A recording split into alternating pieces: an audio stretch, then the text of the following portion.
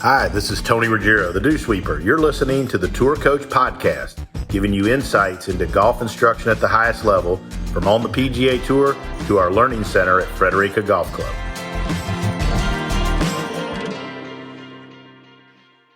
Normally when I do these things, I'm sitting around drinking beer or wine.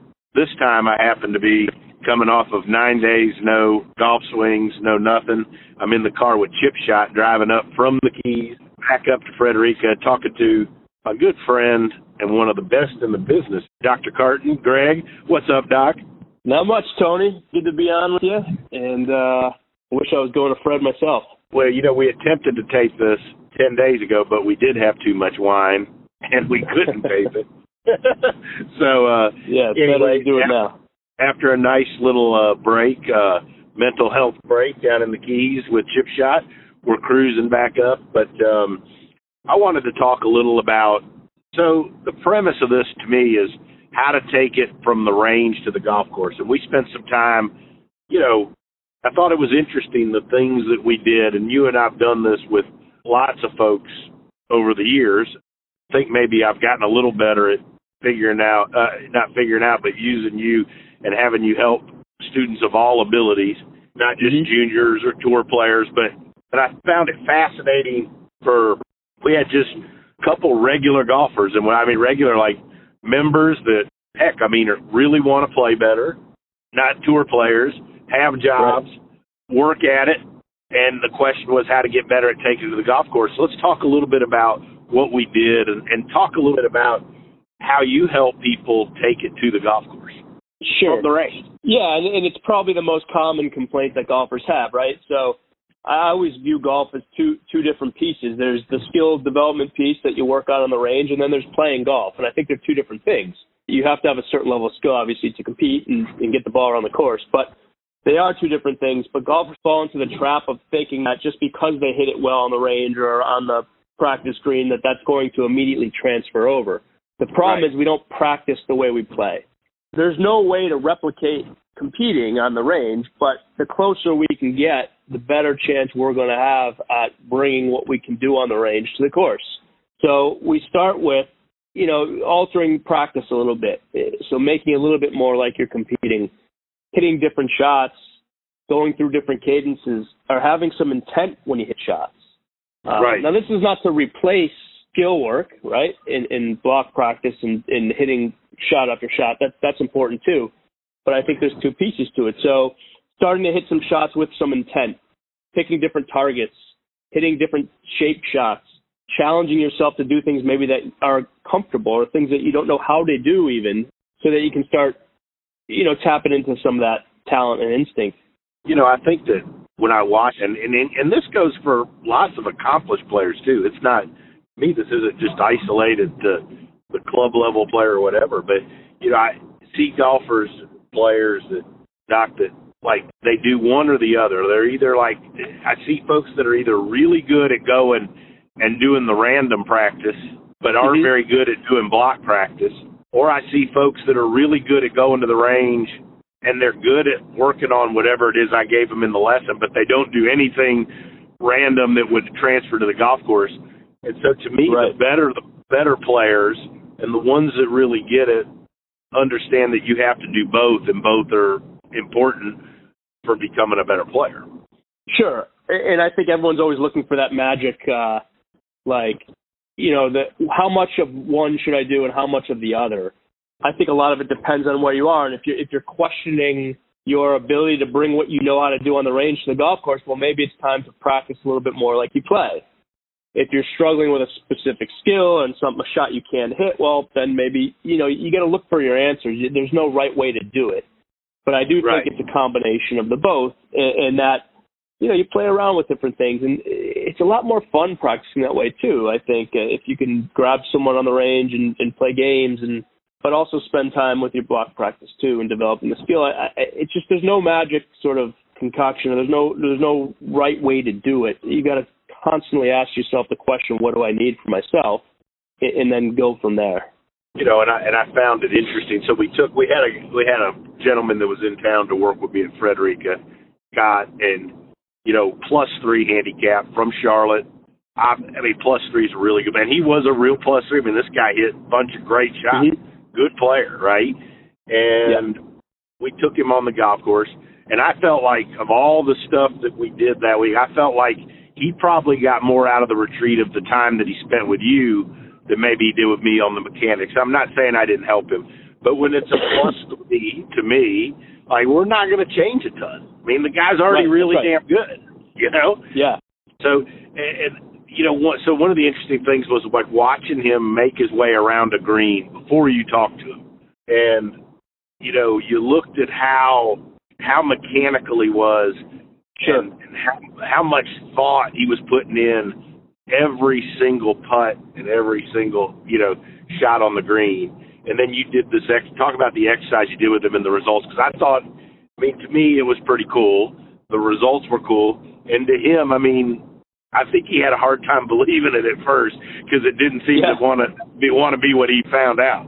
Yeah, exactly. And those guys are a lot of fun to work with because they've done things for so long a certain way, just assuming that there's no other way, right? So my point in a lot of this stuff is to just show guys that it may not be the right way, but that there's another way to do things. So Scott, who's a great player, admitted that, you know, if there was a weakness in his game, sometimes he struggles on the green. So just observed him on that first green, and God, he took, you know, a long time to hit pretty straightforward putt.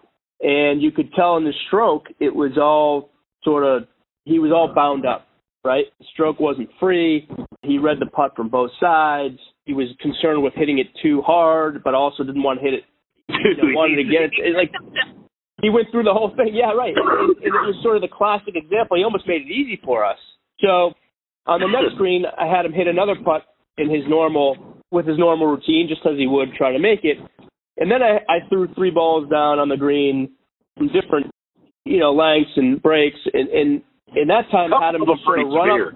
Yeah, exactly. Not easy putts, and had him just sort of walk up to each one without doing any research and just hit him. And, you know, this happens all the time. The results on those putts were better than the one he did going through his normal routine. So the point of that is to show people that I think, especially on the putting green, we take in a lot of information without even knowing it. And sometimes the more time we spend over a putt, the more bound up we get. And it really sort of traps our skill and keeps it hidden. And to unlock the skill, we need to be more reactive. Like, so you look and then you go, almost like a tennis player, right? Like if you're returning a shot in tennis, you're not so much thinking about your technique or your footwork or anything. You're just responding to what you see. It's the same idea on the green. Just walk up and hit a putt. Now, again, that's not the end of it. You've got to find sort of a happy medium of, you know, taking in the information you need, but also allowing your skill and freedom to sort of come out. So I think it was really eye-opening for him. And I think there's a lot of guys like that who get so mechanical over putts that they really lose all feel and skill. Let me ask you this question. So obviously you have to have good mechanics. I'm not saying you don't. Mm-hmm. Sure. You know, and I think, I mean, a lot of my belief on putting is like, you know, the putter goes back this far and through this far. So, like, and there's not a lot of strength, coordination, you know, right? So I've always felt, and I mean, I sometimes I think get criticized for being overly simple, but like if we can set you up good to the putter and you have good setup fundamentals, like the rest of it, if you go from there and you let your body react, you should be fairly decent. Okay, I agree. Right? There's a lot of ways to make the same putt too. Right. And so to me though, it's almost like the worse a putter is, the less they need to think. Whereas to me, that's kind of what the opposite happens. Whereas the worse a putter becomes, the more they try to overthink it, try to figure out an answer. Does that make sense? Yeah, that happens all over the course, right? Like the more we're struggling in one specific aspect, like if we're not getting off the tee, the more time we spend. And then whenever someone works their way out of that, it's always, well, I did less. I just sort of stepped up and hit it, or I took less time, or I didn't go through my routine. And, you know, I find that to be the case all the time. But our inclination is to try to control that environment more when we struggle. So we go through a longer routine and we try to sort of do best we can to control every aspect of that environment, when in reality, to unlock our skill and freedom, we have to do less. And you and I joke about this, and I joke about this with my clients, that people really pay me to tell them to do nothing. And that's what it boils down to. But the hardest thing to tell a golfer, to have a golfer do, is to do nothing because of that need to control. You know, in any situation, if you find yourself battling a certain aspect of your game and recognize the fact that you're spending too much time in that one area, challenge yourself to do less and see what happens. Talk about intent. You use that word a lot with us at Fred. I've seen you use that a bunch with some of the younger folks and the college players that we've shared as clients. Like, I think that helps people. Like, you know, I think, I mean, I have you explain it, but it's, you know, you know, I'm going back to the one member Wells that we worked with, and just like, you remember, like, I mean, the guy had no chance to hit a fade, right? He hit big draws easy.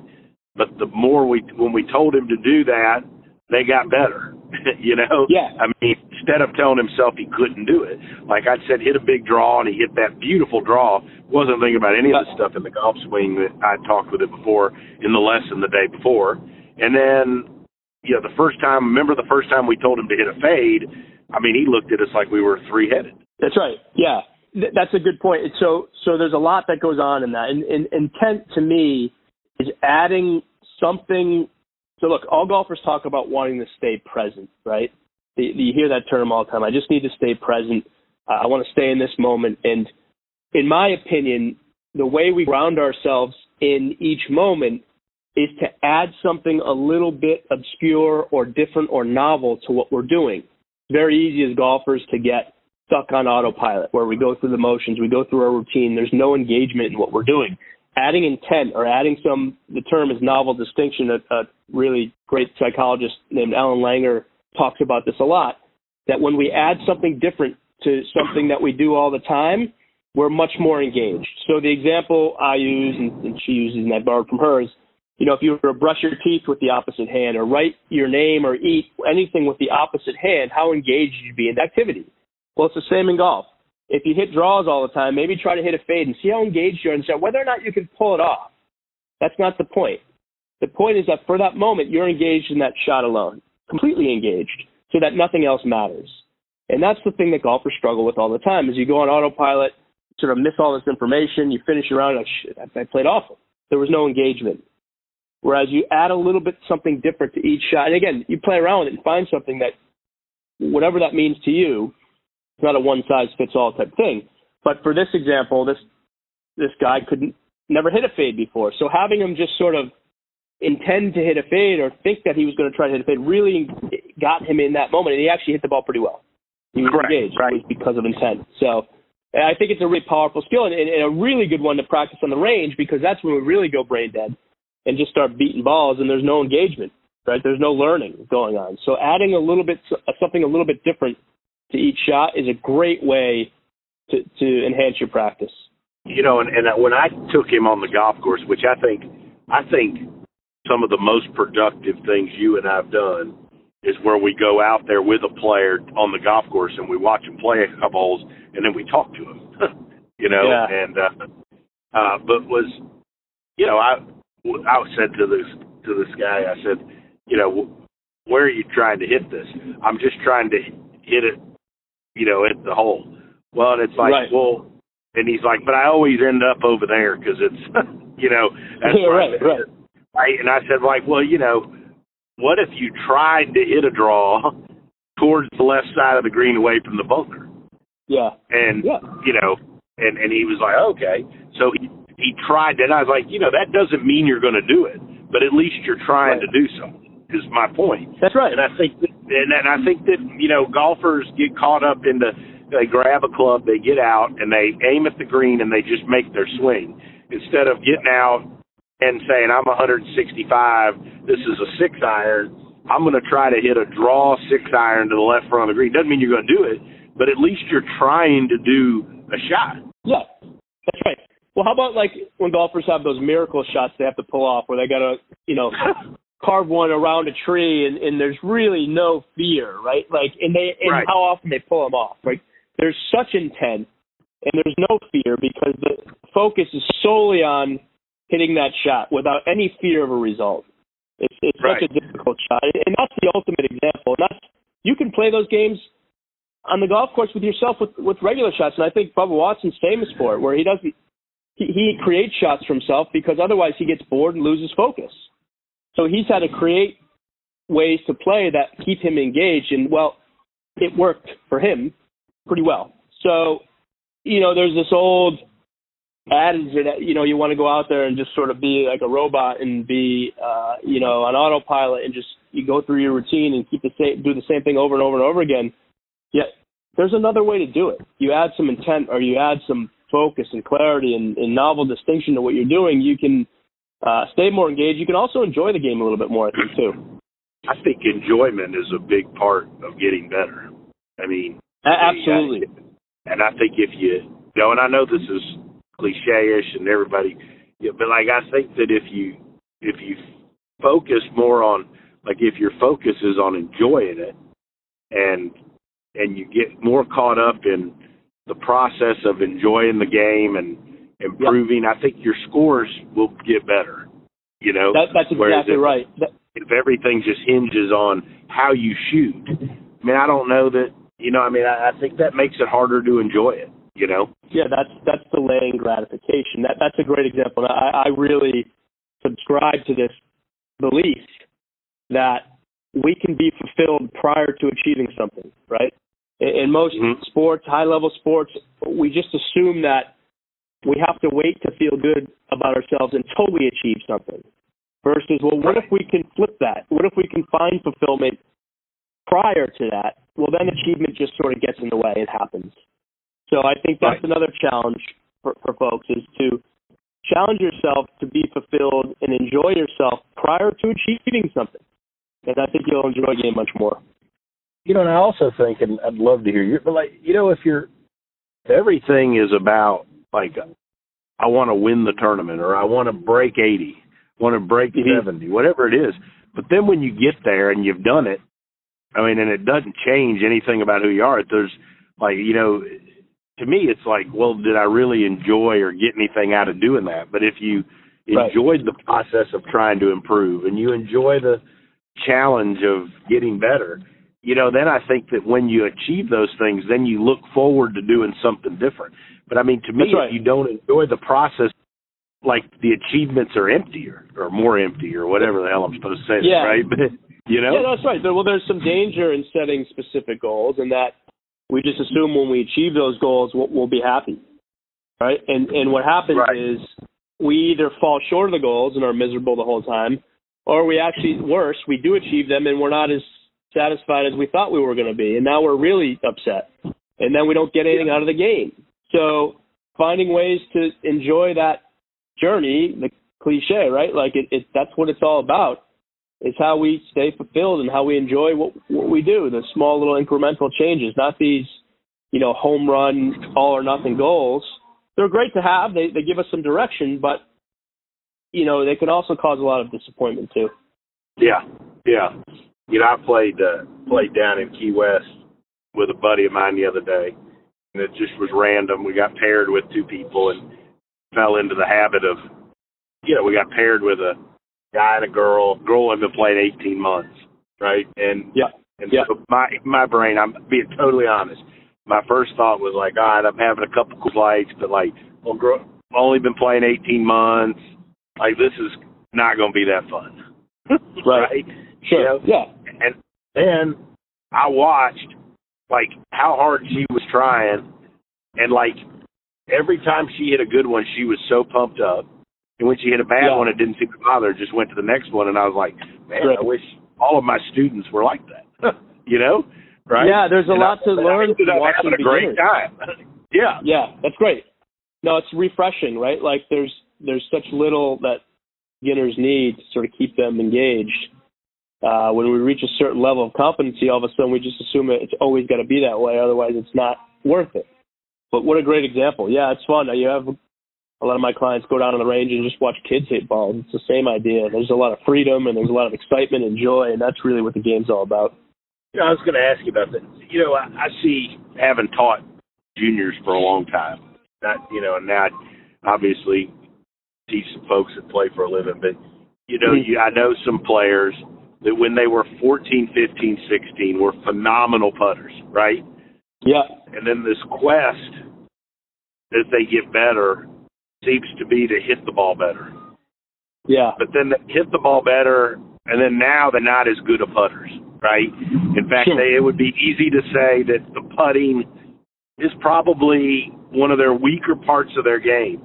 How does somebody go from where, when you're young and you're a good junior player, your putting is maybe the best part of your game, everybody talks about how good a putter you are, to where all of a sudden now you're a great ball striker and the putter's weak? I mean, what happens there?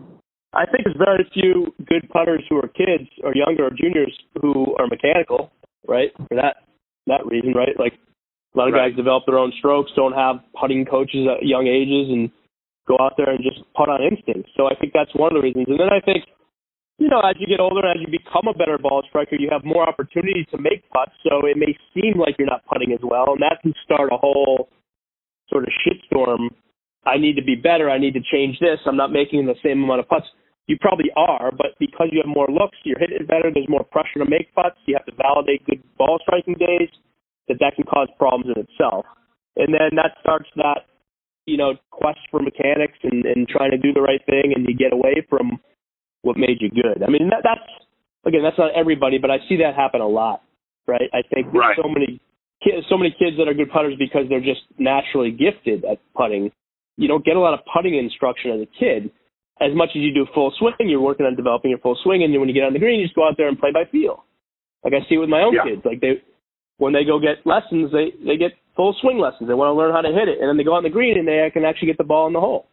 And then slowly, as you become a more proficient ball striker, well, and then the pressure mounts to be a better putter, and then things start to change. And I think that's where guys start to veer off the wrong path. So if anybody was listening to us and they feel like, you know, and I hit it, my golf swing's good, I video it, do all the shit Tony or somebody tells me to do, I'm hitting it more solid, right? I go, you know, but my scores are getting better, and more importantly, when I play, you know, like I just don't feel like I'm getting any better with how I play. What would you tell them? How would you change their approach? What would you tell them? Yep. The first would be, don't assume just because you're hitting a great on the range that you're guaranteed to be a good golfer or shoot better scores, right? I don't think very many people understand that just because you practice and you're getting better, that automatically means you're going to become a better player. That's right. There's no guarantees. Now, you have to do the work, and you have to get better, but it never guarantees you're going to become a better golfer. So now, with your new skill, challenge yourself to apply it to playing golf. That's the next challenge, right? So good, you've succeeded in one part, you've gotten better. Well, now there's two parts. Now you have to learn how to play golf. And starting to practice in different ways, playing as much as you can, mixing things up is the best we can do. Entering events, challenging yourself to compete, you know, when every swing counts and every shot counts, those are how you get better. But there's never a guarantee that because you strike the ball on the range and make every putt on the putting green that you're going to shoot good scores. It just doesn't work that way. It's a bizarre game.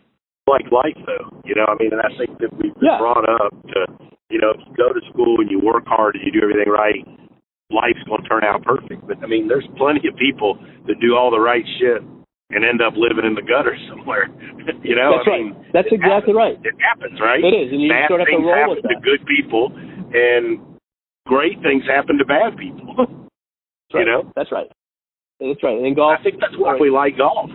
Yeah, it is. It's the challenge, right? So I had a funny conversation with a 10-year-old kid. I was playing a few holes with him a couple weeks ago, and I finally just asked found him, somebody that would play with you. Yeah, exactly. He's the only guy that wanted to play with me. And he said, you know, and he's good. And he hit a bad shot and he got all upset, and then he hit another bad shot and got all upset and kept going. And I said, so let me ask you a question. Why do you love the game? And he said, well, I love the challenge. He says, oh, so you didn't look like you loved the challenge when you hit that bad shot before. He said, you got mad. He said, believe it or not, this is why we play. right? If we developed a certain level of skill on the range and went out and played in line with that skill every single time, while you'd make a lot of money, I think guys would get bored of it, honestly, right? Most of us play because of the challenge. It's not the same all the time. As golfers, we always compare ourselves to when we were our best, right? Like, we have a handicap. That's who we identify with. We shot our whatever our course record or the best score we ever shot. That's who we'll always be. But it doesn't work out that way. Whenever I sit and talk with you like this, my mind always jumps to situations. Well, I know, but so would that be why, you take guys that we've all been around, we've taught where, like, golf came really easy to them and they were really, really good, right? Mm-hmm. And they achieved great things, and then golf got hard and they didn't. Yeah. And they didn't know what to do. Is that why? Because they never had the... It happens to a lot of golfers where they're really good juniors and amateurs, and as they move up the ranks, they're not used to challenge. And so those that accept that each stage in their career is different and it's going to bring new challenges, move forward. Some don't. Some really struggle with that challenge. But it's why we all play. It's interesting, and I think that I think some of them then find that maybe they don't really love it. That's right. They only loved it because they were good at it. Right. That's a great insight. And I think that, I know I taught one that was unbelievable and still maybe the best player I ever taught. And, yep. And then when it became really hard, I think he found that there were other things in life he liked more. That's right. And that's okay. Right. And but like everybody at the time tells him, oh no, you love the game. You've been great at it. You're going to figure it out. And he's like, shit, I think I like making money, having a family, and being a normal golfer better. That's right. That's exactly right. And I think that's like there's two pieces. You have to be good, but you also have to love it. And you have to love the shitty parts of it too. Right. Which I think is the hard part about getting better, is that you have to love the part that there's going to be times that are shitty and that you're not good. Yeah, we know plenty of guys that are good and play for a living, but don't necessarily love it. They're good at it. Right. No. Don't you think the great ones, though, have to love it? Like, to be I do. Very... I think they have to love the crap that comes with it. Right. I mean, like Tiger and Jack, and you go through those. I mean, they have... well, they love getting better. Right. Interesting. Doc, awesome stuff. Thanks as always, awesome, man. Tony. You're the best. And thanks for all the support for the team, and good stuff. Love it. Thank you so much for listening to this episode of The Tour Coach with Tony Ruggiero. If you enjoyed this, make sure to hit subscribe, Apple Podcasts, Spotify, wherever you are listening to this podcast. You can stay up to date because we have weekly episodes coming your way with fascinating people in the world of golf instruction at the highest level. Make sure to subscribe and stay tuned. If you want to learn more about Tony, head over to dosweepersgolf.com to get all the details on what he's up to.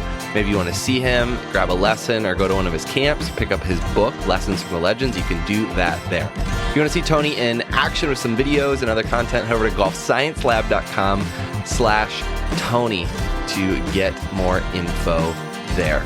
This episode was powered by the Golf Science Lab and was edited, mixed, and produced by Just Hit Publish Productions.